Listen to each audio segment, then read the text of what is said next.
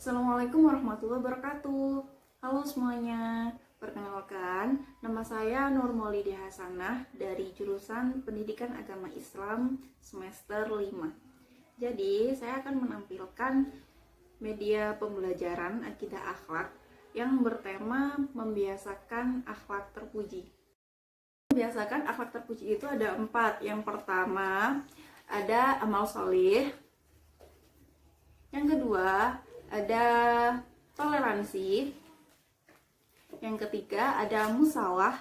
Dan yang terakhir ada ukhuwah. Dalam kehidupan sehari-hari, terkadang kita egois atau terkadang kita memaksakan kehendak terhadap orang lain untuk mau melakukan hal yang sama dengan kita. Untuk itu, saya mencantumkan tema amal solih, toleransi, musawah, dan ukhuwah dalam media pembelajaran kali ini. Semoga dapat bermanfaat dan dapat dijadikan inspirasi untuk berbuat baik. Semangat!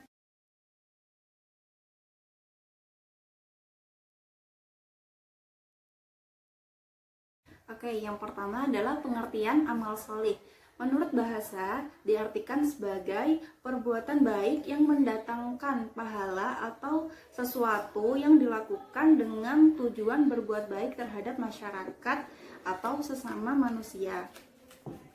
Nah, jadi amal solih itu adalah setiap pekerjaan yang baik, bermanfaat, dan patut dikerjakan, baik pekerjaan yang bersifat ubudiyah seperti sholat, puasa, zakat, dan lain-lain, atau pekerjaan yang bersifat sosial seperti menolong orang lain, menyantuni anak yatim, peduli pada sesama, dan lain-lain.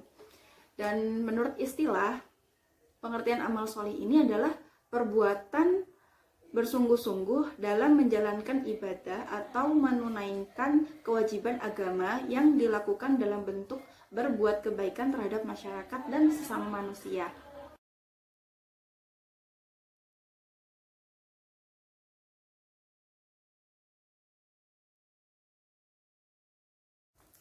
Adapun dalil mengenai amal solih, yaitu terdapat dalam surat Al-Asr yang berbunyi A'udzubillahi minasyaitonirrajim. Bismillahirrahmanirrahim. Wal 'ashr. Innal insana lafi khusr. Innal ladzina amanu wa 'amilus solihati wa tawasaw bil haqqi wa tawasaw bis sabr. Artinya, demi masa, sungguh manusia berada dalam kerugian, kecuali orang-orang yang beriman dan mengerjakan kebajikan, serta saling menasihati untuk kebenaran dan saling menasihati untuk kesabaran. Yang selanjutnya adalah amal solih yang diterima di sisi Allah Subhanahu wa Ta'ala. Amal solih yang dilaksanakan sehingga diterima oleh Allah adalah amal solih yang memiliki kriteria. Yang pertama, mengerti ilmu dari amal solih yang dilakukan. Maksudnya apa sih? Jadi Rasulullah Shallallahu Alaihi Wasallam ketika ditanya tentang perbuatan apa yang paling utama, maka beliau menjawab, pekerjaan yang paling utama adalah menuntut ilmu. Ucapan ini diulang sampai 3 kali oleh Rasul. Selanjutnya, ketika ditanya untuk yang keempat kalinya, maka Rasulullah Shallallahu Alaihi Wasallam menjawab, apakah amal soleh yang dilakukan akan diterima oleh Allah Subhanahu wa Ta'ala tanpa mengetahui ilmunya? Dengan demikian, seseorang yang melaksanakan sholat dan agar sholatnya diterima, maka ia harus mengerti ilmu tentang sholat dan demikian pula pada ibadah-ibadah yang lainnya. Yang kedua, ada memiliki niat yang baik. Maksudnya, dari Umar bin Khattab, Rasulullah Shallallahu Alaihi Wasallam bersabda, sesungguhnya amal perbuatan harus disertai dengan niat dan setiap orang tergantung pada apa yang ia niatkan. Hadis riwayat Bukhari dan Muslim. Niat yang dalam beribadah sangat penting. Setidaknya terdapat 2 fungsi niat apabila dihubungkan kepada ibadah, yaitu membedakan ibadah dengan kebiasaan dan membedakan satu ibadah dengan ibadah yang lain. Oleh karena itu, amal soleh yang dilakukan dengan niat yang tidak baik, misalnya dengan niat pamer, maka ia hanya akan menjadi kesia-siaan dan termasuk orang yang mendustakan agama.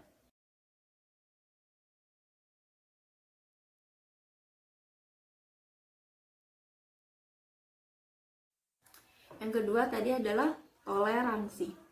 Pengertian toleransi menurut bahasa yaitu dari kata tolerare yang berarti berusaha untuk tetap bertahan hidup, tinggal atau berinteraksi dengan sesuatu yang sebenarnya tidak disukai atau disenangi.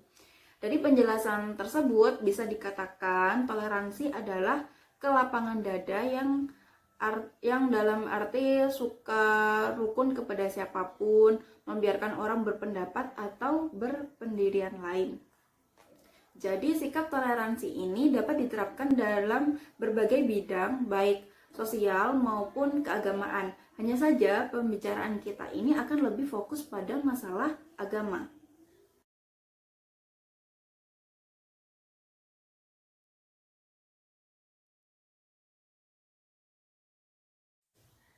Ciri-ciri orang yang berperilaku toleransi ada 6. Yang pertama, memahami bahwa dalam kehidupan selalu terdapat perbedaan.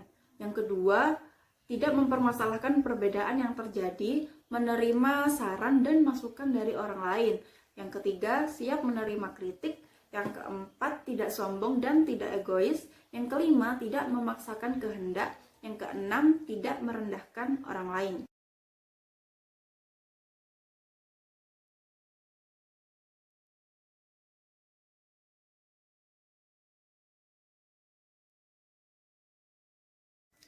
Selanjutnya ada nilai-nilai positif toleransi, yaitu ada 5.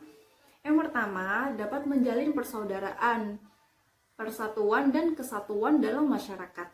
Yang kedua, menciptakan keharmonisan dalam kehidupan bermasyarakat. Yang ketiga, menimbulkan sikap saling menghormati antar sesama. Yang keempat, menciptakan rasa aman, tentram, tenang, dan damai dalam masyarakat.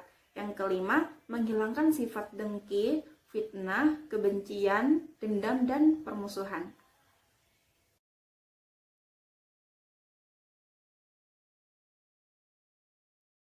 Yang selanjutnya ada pengertian musyawarah dan urgensinya menurut pandangan agama.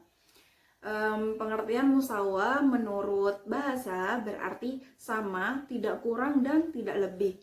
Menurut istilah, musyawarah berarti persamaan seluruh manusia di dalam hak dan kewajiban tanpa ada pemisahan atau perbedaan yang didasarkan pada kebangsaan, kelas, aliran, kelompok, keturunan pangkat, atau harta dan hal lainnya. Selanjutnya ada pandangan Islam tentang musyawarah. Islam memandang bahwa prinsip musyawarah sebagai salah satu prinsip ajaran agama yang luhur, yang berangkat dari eksistensi manusia yang berasal dari Nabi Adam alaihissalam. Jadi pandangan Islam tentang musyawarah ini, hal inilah yang mematahkan prinsip kelas-kelas yang terjadi di masyarakat. Hal inilah yang menempatkan musyawarah sebagai nilai keagamaan sekaligus sebagai nilai peradaban kemanusiaan. Perpaduan antara nilai-nilai keislaman dan kemanusiaan yang tertuang pada persamaan derajat atau musyawarah terdapat dalam Al-Quran. Allah Subhanahu wa Ta'ala berfirman, "Maka hadapkanlah wajahmu dengan lurus kepada agama Allah. Tetaplah atas fitrah Allah yang telah menciptakan manusia menurut fitrah itu.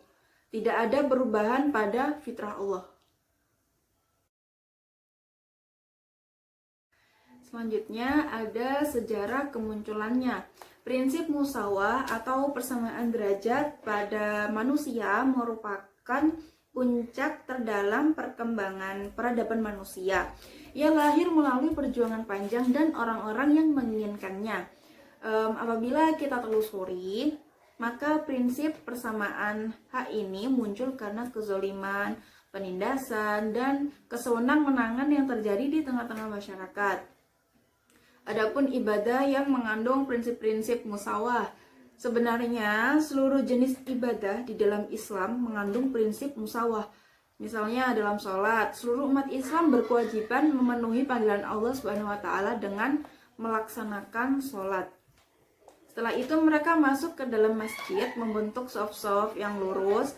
Diri mereka bersatu di dalamnya. Tidak ada perbedaan antara kaya dan miskin, antara yang lemah dan yang kuat, dan antara pejabat dan rakyat. Dan hal ini bersifat harian. Zakat dalam Islam disyariatkan memiliki hikmah, yaitu untuk mensucikan harta. Selain itu, zakat diwajibkan kepada orang-orang yang memiliki harta banyak sebagai upaya yang untuk menempuh persamaan derajat sehingga tidak terpaut jurang pemisah yang terlalu jauh antara si kaya dan si miskin. Kemudian ada ibadah haji juga demikian. Semua orang berkumpul di Padang Arafah misalnya dengan pakaian yang sama. Tidak ada perbedaan antara si kaya dan si miskin, antara pejabat dan rakyat biasa, antara orang yang berkulit hitam dan berkulit putih. Semuanya berada dalam tempat dan posisi yang sama di hadapan Allah Subhanahu wa taala.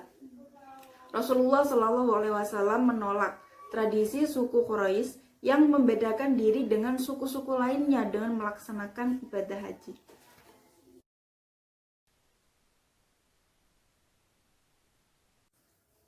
Selanjutnya ada pengertian dari ukhuwah. Menurut bahasa, persaudaraan yang dilakukan oleh umat Islam diistilahkan dengan istilah ukhuwah Islamiyah yang berarti persaudaraan yang didasarkan pada agama Islam. Dengan demikian, ukhuwah Islamiyah merupakan bentuk persaudaraan yang lintas wilayah dan kebangsaan. Jadi siapapun orangnya dan dari mana asalnya, selagi ia orang muslim, maka ia adalah bersaudara. Adapun dalil dari ukhuwah yaitu perumpamaan orang-orang beriman di dalam kecintaan, kasih sayang, dan kelembutan. Seperti satu tubuh apabila mengeluh satu anggota tubuh, maka seluruh anggota tubuh lainnya merasakan sakit dengan tidak dapat tidur dan demam. Hadis riwayat Muslim. Yang selanjutnya ada macam-macam ukhuwah, yaitu ada 3. Yang pertama, ukhuwah Islamiyah. Ukhuwah Islamiyah tidak dibatasi oleh wilayah, suku, ras, dan kebangsaan. Dengan demikian, seluruh umat Islam di dunia bersaudara. Di dalam sejarah, Rasulullah SAW sudah melakukan hal ini saat menyatukan antara kalangan muhajirin dan ansor. Yang kedua, ada ukhuwah watoniyah, yaitu ukhuwah watoniyah diperlukan karena ia sebagai spirit bagi kesejahteraan kehidupan bersama, serta merupakan alat yang sangat penting bagi proses kesadaran suatu bangsa dalam mewujudkan persamaan derajat dan tanggung jawab di antara warga negara Indonesia. Yang ketiga, ada ukhuwah insaniyah, yaitu motivasi manusia dalam melakukan persaudaraan kemanusiaan adalah agar tercipta sisi-sisi kemanusiaan yang bersifat universal. Seluruh manusia di dunia adalah bersaudara.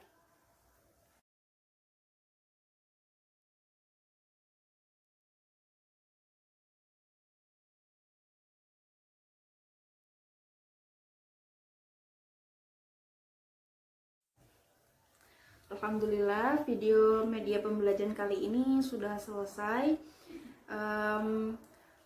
Apabila ada salah kata atau yang lainnya, saya mohon maaf yang sebesar-besarnya. Semoga video ini bermanfaat. Saya akhiri. Wassalamualaikum warahmatullahi wabarakatuh.